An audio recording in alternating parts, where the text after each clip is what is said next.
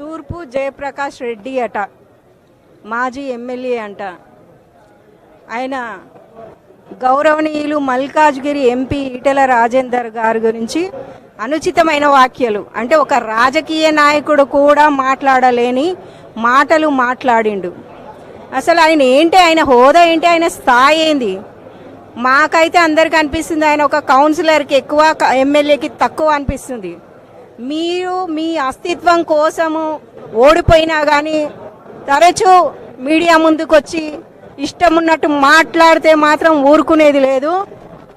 ఒక్కసారి గుర్తుపెట్టుకోండి కాంగ్రెస్ నాయకులారా, 60 ఏళ్ల నుంచి దేశానికి పట్టిన దరిద్రం భారతదేశం వదిలించుకుంది, కానీ ఆ దరిద్రం ఏందో తెలంగాణకు పట్టింది.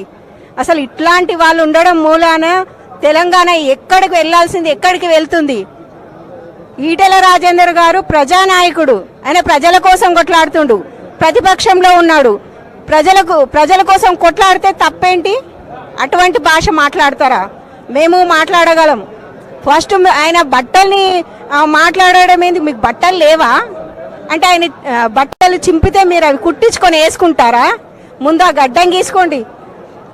తెలంగాణకి అప్పు పుట్టట్లేదు అని మీ ముఖ్యమంత్రి అంటుండు. మీలాంటి వాళ్ళు పక్కన ఉంటే అప్పెట్లా పుడుతుంది? మంచినీళ్ళు కూడా పుట్టనే పుట్టవు. అసలు సంవత్సరం నుంచి మీరు చాతగాని హామీలు ఇచ్చి మీరు ప్రభుత్వంలోకి అధికారంలోకి వచ్చిన తర్వాత మాకు మా చెప్పులకు గతి లేవు, రూపాయి గతి లేదు, అప్పు పుట్టట్లేదు అని ఒక సీఎం మాట్లాడాల్సిన మాటలేనవి. అంత చాతగాని వాళ్ళు ఎందుకు అధికారంలో ఉన్నారు? దిగిపోతే మా రాజేందర్ అన్న లాంటి వాళ్ళు అధికారం ఎట్లా చేయాలో, తెలంగాణ రాష్ట్రాన్ని ముందుకు ఎట్లా అభివృద్ధిలోకి తీసుకెళ్లాలో చేసి చూపిస్తాం. చాతగానోళ్ళు మాట్లాడతారు. ఇంకొకటి, మీరు దాడి చేస్తాము అని బహిరంగంగా ప్రకటన చేస్తారా? ఒక రాజకీయ నాయకుడు చేయాల్సిన ప్రకటననేనా ఇది? మీరు దాడి చేయాల్సింది దేశద్రోహుల మీద. ఒక ఆమె లెక్చరర్ అట, ఆమె దేశం మీద వ్యతిరేకంగా పోస్ట్ పెట్టింది. ఆమెను ఏం చేసిండ్రు? ఆమెను పోస్ట్ లోంచి పీకిండ్రా? ఆమె లెక్చరర్ అట, గవర్నమెంట్ లెక్చరర్. కనీసం అసలు బెదిరించిరా ఆమెని? పాకిస్తాన్ జెండాల్ని రోడ్ల మీద అన్ని రాష్ట్రాల మీద కిందేసి తొక్కుతున్నారు. మరి తెలంగాణలో ఎందుకు తొక్కుతలేరు? మీరు ఇంకా తొక్కుతుంటే తీసి దాన్ని భద్రంగా దాచిపెడతారా మీ పోలీసులు?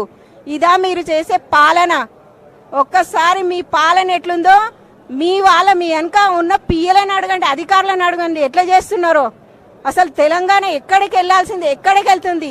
ఇంత చాతగానోళ్ళు ఎందుకు అధికారంలోకి వచ్చిన చాతనైతే లేదు అని చెప్తున్నారు కదా. మాకేం చాతనైతే లేదు, మేము అప్పు తేలేకపోతున్నాం అని.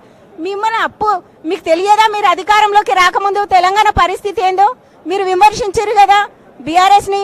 మీకు చాతనైతే లేదు, మీరు అన్ని అప్పులు చేసిర్రు అని.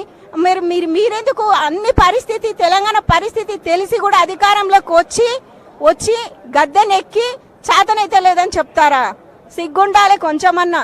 ప్రజలు మిమ్మల్ని చీత్కరించుకుంటారు. ఇటువంటి దరిద్రాన్ని మేము మోస్తున్నాం, ఇంకా 4 ఏళ్ళు ఈ దరిద్రాన్ని మోయాలని బాధపడుతున్నారు. ఎంత తొందరగా దిగిపోతే అంత మంచిది. జయప్రకాష్ గారు, మీరు బాగా ఖబర్దార్ చెప్తున్నాము. ఇటువంటి వ్యాఖ్యలు చేస్తే బాగుండదు. మీరు దాడి చేయడం కాదు, మీ ఇంటి ముందుకు మహిళలు అందరం వస్తాం, అందరం వచ్చి దాడి చేస్తాం. ఏం చేస్తారు? మీ స్థాయిని గుర్తు తెచ్చుకోండి. అసలు ఫస్ట్ మీలాంటి వాళ్ళు ఉండడం దేశానికి దరిద్రం నిజంగా. జై Sriram.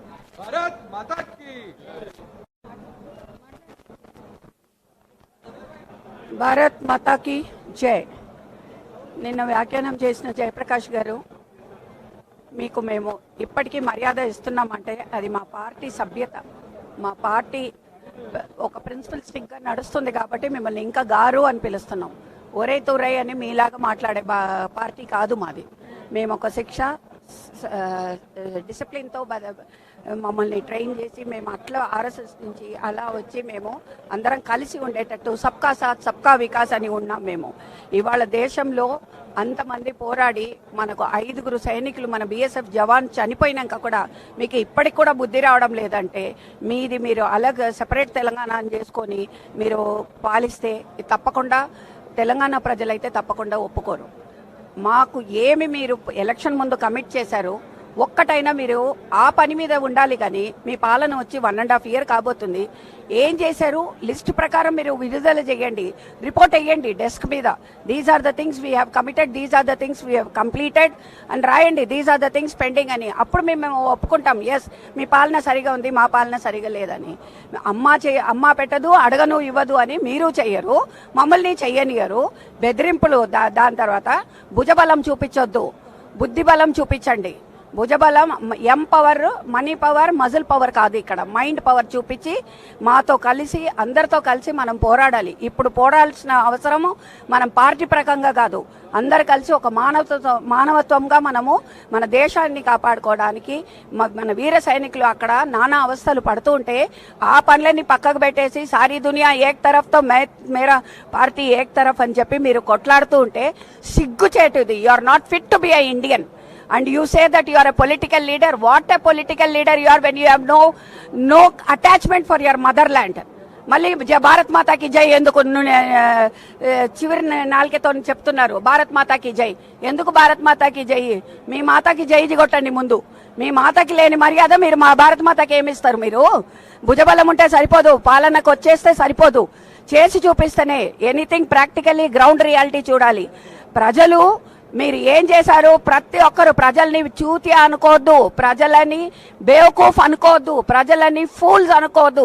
For your kind information, ప్రజలకి ఇప్పుడు కాదు, ఓటు వచ్చినప్పుడు తెలుస్తుంది ఎవడెవడు ఎంత మిమ్మల్ని ఆంచనా వేస్తున్నారు, మీరు ఎంత పనులు చేశారు, ఏం చెయ్యబోతున్నారు, ఇంకా ఏం చేసి ఉన్నారు. పాస్ట్ లో ఇన్నేళ్లు సాధించుకున్నది సరిపోలేదా?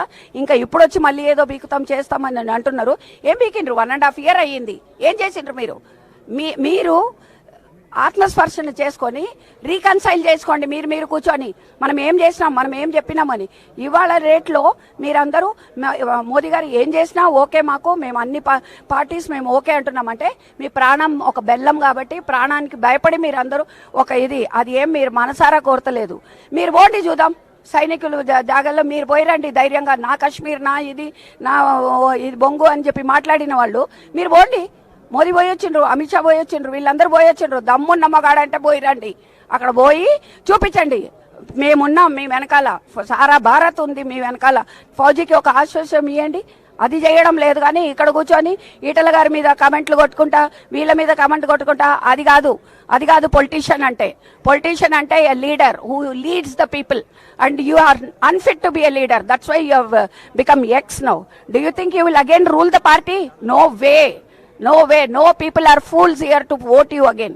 కాంగ్రెస్ మళ్ళీ పరిపాలన వస్తుంది అనుకుంటున్నారా? తప్పకుండా రాదు. ఎందుకంటే మీరు చేసే కార్యక్రమాలు, మీరు చేసే కార్యకర్తలు, ప్రతి కార్యకర్త ఏ పొలిటికల్ పార్టీ అయినా మిమ్మల్ని గమనిస్తూనే ఉంది. ఎవరు చేతి పుండికి అద్దమే అక్కర్లేదు. మీరు చేసేది ప్రతి ఒక్కటి అన్ని రికార్డ్ అవుతుంది, అన్ని చూస్తున్నారు. కళ్ళే మాకు కెమెరా, మా కళ్ళు చూసిందే మేము నమ్ముతాము. ప్రజలు నడుమిట్లో మీరు ఉండి ప్రజలు స్కీమ్స్ అన్ని ముందుకు తీసుకుపోకుండా సెంట్రల్ ఇచ్చిందని మేడ్ ఇన్ ఇండియా అన్నట్టు మీరు గుద్దుకొని మేడ్ ఇన్ కాంగ్రెస్ మేం చేస్తున్నామని బల్ల గుద్దుకుంటే సరిపోదు. ప్రాక్టికల్ గా దాన్ని చూపించాలి. ఎక్కడ మీరు చేశారు, ఎక్కడ మీరు చేయలేదు, ఎక్కడ సెంట్రల్ చేసిందని. So that is what I request. ఇంకొకసారి మటుకు మా నాయకులు, సీనియర్ నాయకులు జోలికి వస్తే ఖబర్దార్, మేమందరం ఏకమైతాం. మేము ఆజ్ నై కల్ నై, సబ్కా సాత్ సబ్కా వికాస్. భారత్ మాతా కీ.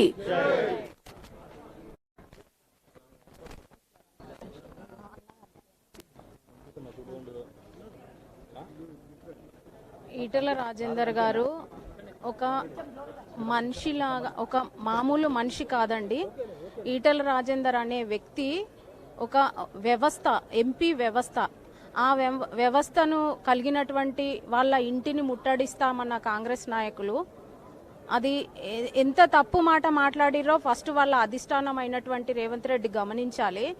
గతంలో ఐదు సంవత్సరాలు ఇక్కడ మేడ్చల్ మల్కాజ్గిరి పార్లమెంటులో మన రాష్ట్ర సీఎం అయినటువంటి రేవంత్ రెడ్డి ఒక ఎంపీ వ్యవస్థకు పాలన జరిపించిండు.